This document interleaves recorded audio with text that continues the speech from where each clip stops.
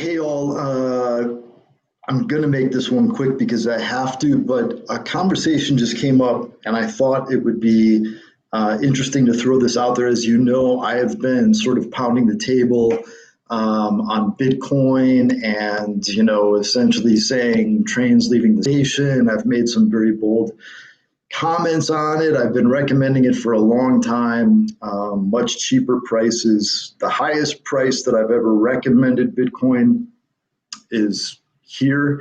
It was actually yesterday or the day before at 11,600 or 700. Today it's 12,345. So it's up about 5% on the day. And I just believe that there's urgency there from the investment perspective, obviously. Otherwise, I wouldn't be saying this to you guys and trying to put these messages out there, because more people will pay attention when it's higher and it goes up. But to make money, I try to, do what I can to give you my conviction. If you're one of those people that have some trust in me and have developed that and, believe that just based on, even though you don't get it, we all want comfort, especially sophisticated investors, savvy investors that do their own homework, self-directed investors. We want to invest in stuff we understand. And there's a learning curve with Bitcoin and crypto. But I just want to make a couple comments on this video. You already know on the investment side. I checked my crypto, two of my crypto accounts today. One I haven't checked in a while. That's all altcoins, the smaller ones. I mean, oh my gosh, this thing is just flown. You're not seeing a lot of press about that. Ethereum has outperformed Bitcoin extraordinarily in the last 4 to 6 weeks. But Bitcoin that's why I think it also is ready to go. All this little stuff is just exploding, and you're not seeing a lot of that. And look, so you already know my stance on the investment side, but to explain a little bit more about some of the reasons why I like this. And then I also have a question for those of you that have family members that you tried to send money to. I just got off the phone with one of our elite members who has family in Lebanon. Obviously, Lebanon was just, it was a devastating explosion that occurred there 2 weeks ago. But their economy has been spiraling for years. Their currency has been devastated. People are struggling to eat. It's a bit behind, but it reminds me of Venezuela. There's differences between the black market and the government set market price of currency. So, for example, I went through this when I was in Argentina in 2016, I think. It was right before Macri came in. Maybe it was 15, but I went from my house in Brazil for the first time to Buenos Aires.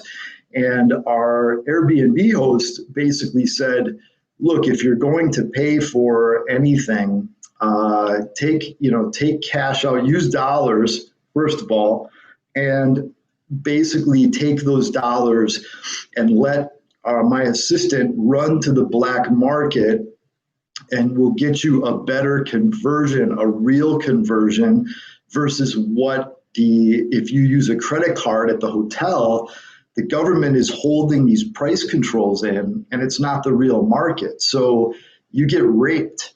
And that's going on right now in Lebanon. That's been going on forever in Venezuela. Venezuela's currency, the bolivar, is essentially worthless. The inflation rate there has been over 1,000,000% in the last year and a half. And this has been going on. I mean, it was like over 10,000% 2 to 3 years ago.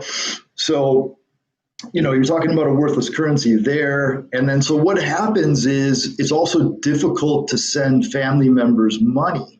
How do you do it? And I want to get a couple of ideas from those of you that do that in these type of countries. It doesn't have to be those in particular, but I would say if there's other nations, I mean, Yemen or somewhere that it's so bad and the government is a socialist, corrupt government that doesn't let, in and out come, and, they ban US dollars, but then the people adapt. The people start to use US dollars as a currency. That's happening in Venezuela. That ends up happening in a lot of places. The government bans them because they know that means their own currency is going to become worthless faster. But the people start to adapt, and they use other things, and that's like barter and everything else. And we obviously know that if you had any real assets or savings, one of the best things to do early on when this inflation was happening was to own gold, because gold has gone up extraordinarily in those currencies and kept its value in the global marketplace.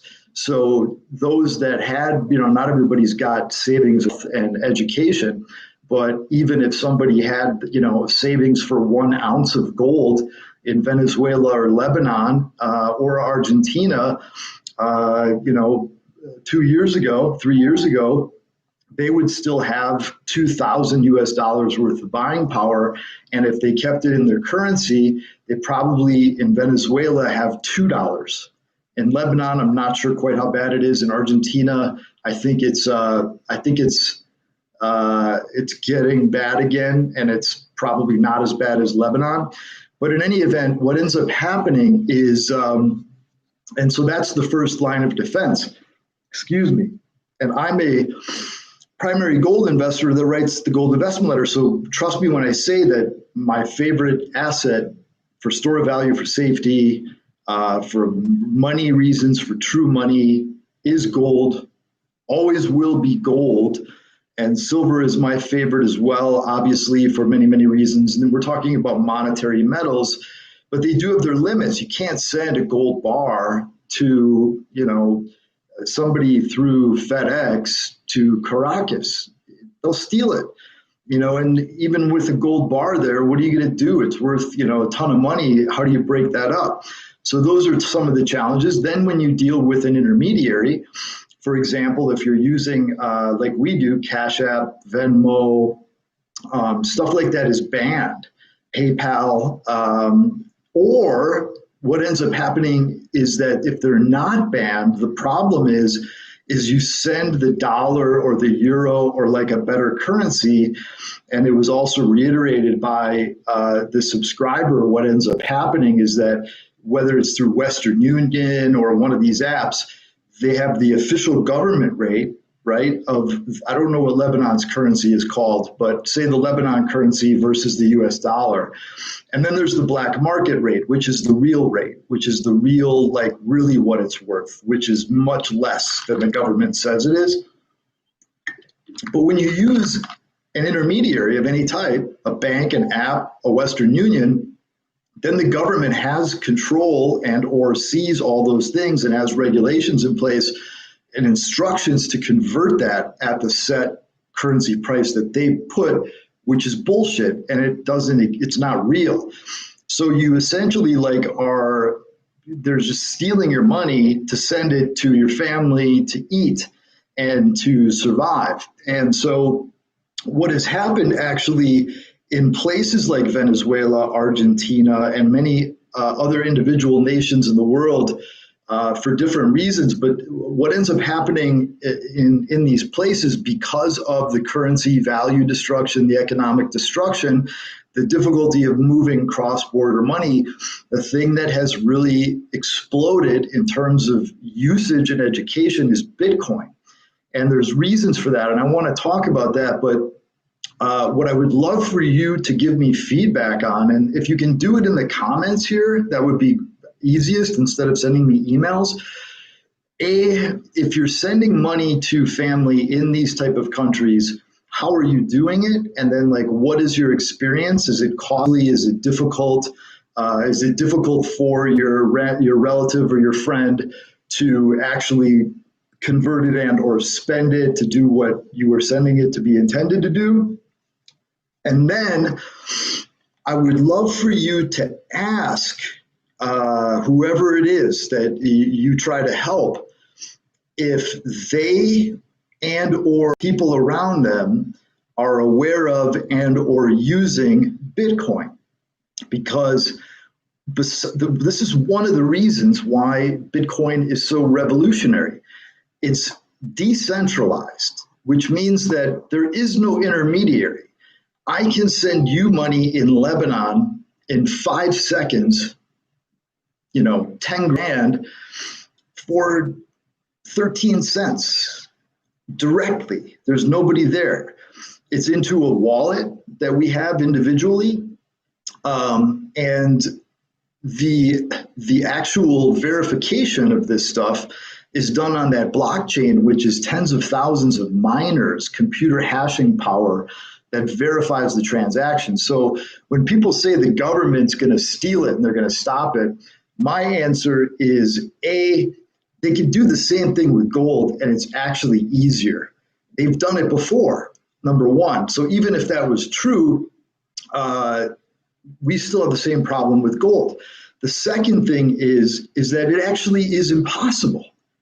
The only thing the government could do is slow the adoption by stopping all the gateways from fiat to crypto conversion, because to get within the crypto sphere, you have to use your fiat currency from your bank and go to a Coinbase, a Binance, a place where you can buy the crypto. If the government, basically the US government, said the banks have to stop all of that, we're shutting down the crypto exchanges and it's illegal, then yes, it would slow the adoption.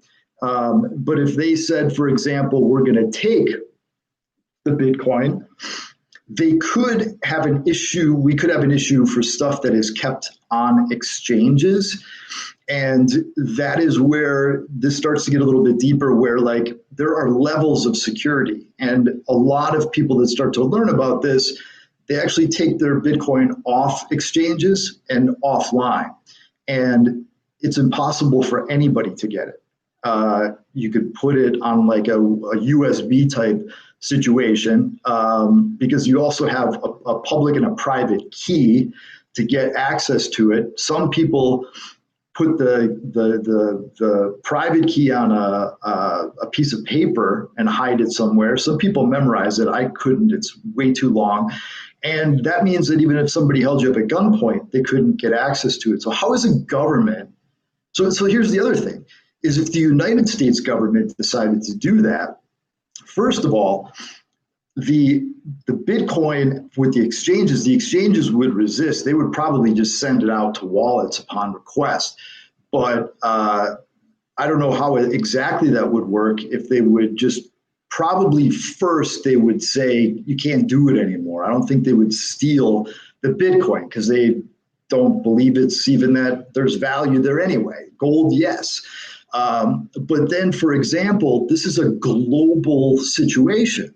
So Japan has legalized Bitcoin as legal tender. Other nations, Malta, parts of Switzerland, Zug. I mean, there's all of these other nations around the world that would say, hey, come over here, no problem. We have no problem with crypto and fiat on-ramps, and, the United States or, China or Venezuela, whatever, they say China banned crypto exchanges, but they banned them if they don't know you.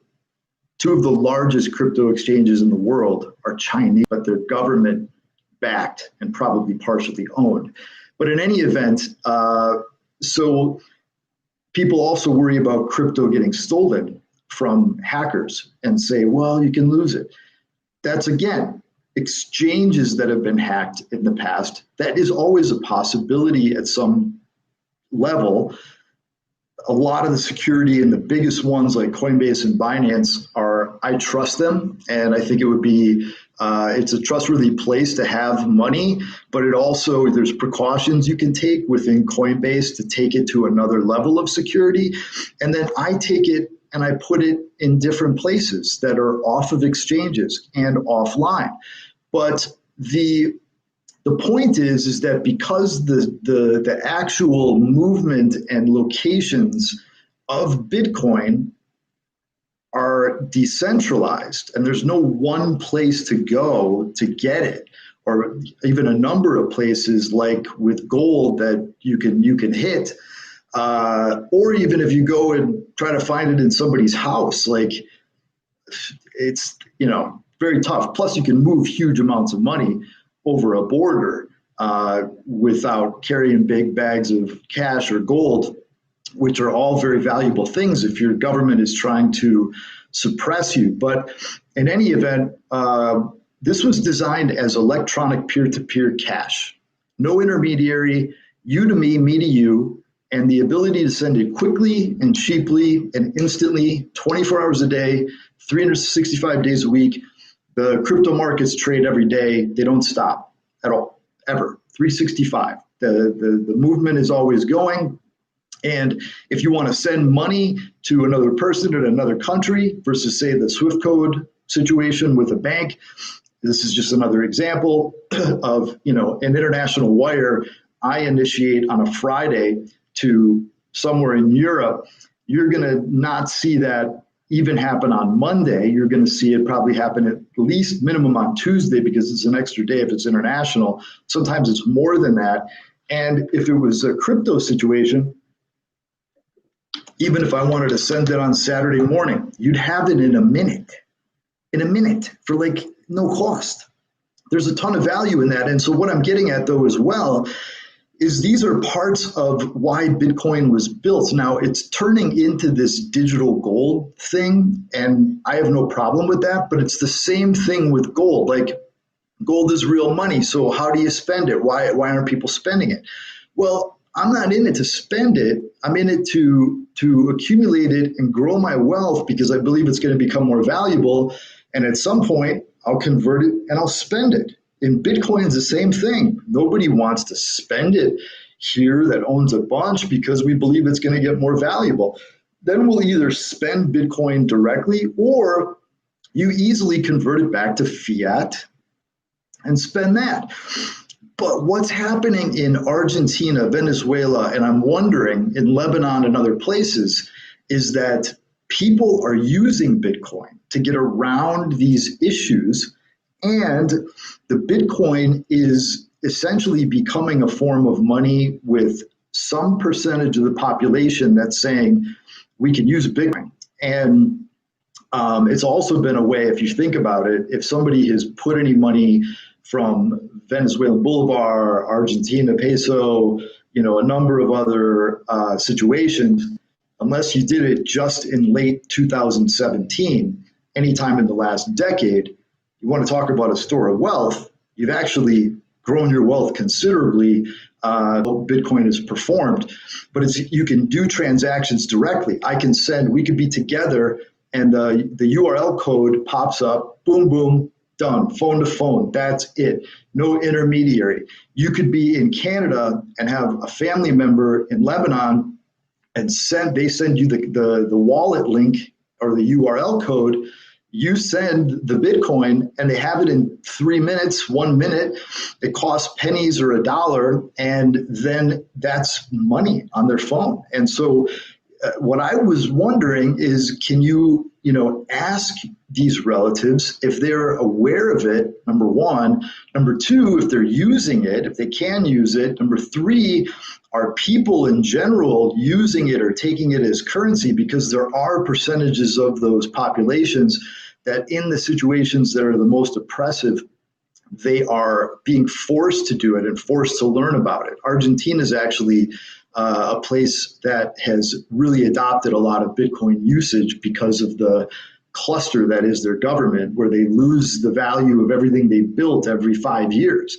So in any event, I just wanted to talk a little bit more about that other side of Bitcoin, because if you're having problems getting money to people you care about in some of these countries, ask them about Bitcoin, because you might be surprised that some of them say, yeah, I know about it. I can actually use it with this merchant or with this to buy this or that.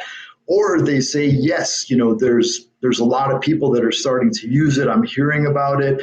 And if you can get that relative or friend or whatever to understand how to just download a wallet on their phone, individual of an exchange. You don't need an exchange. If you have Bitcoin and you're sending in Bitcoin, you don't need an exchange for fiat. But if you can send them money instantaneously of the Bitcoin, and then they can spend the Bitcoin, or they could trade the Bitcoin for dollars or whatever. I mean, it's a whole level of another market. It's just different in these different countries. So that's the thing. I wanted to make you aware of the peer-to-peer electronic cash that is part of why this is revolutionary. The decentralized nature of it is non-sovereign. The costs are very low. It's very quick. And so not just the investment side, but it may be an option for you to support and send money in countries that are just screwed. And it could help your relatives and friends very quickly. But you also, I would love to hear, the problems you have trying to send money and your experiences so far and what ends up happening through what vehicles in those countries I named or others. And then ask that the people there, say, do you ever use Bitcoin? Have you heard of Bitcoin? Call them. Do people use Bitcoin? And if they say yes, then you actually have a way to help them immediately.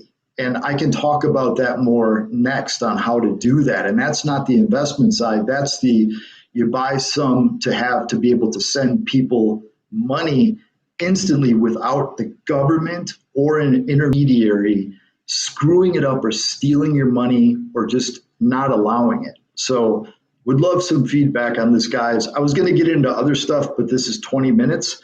That's all for today. Thanks.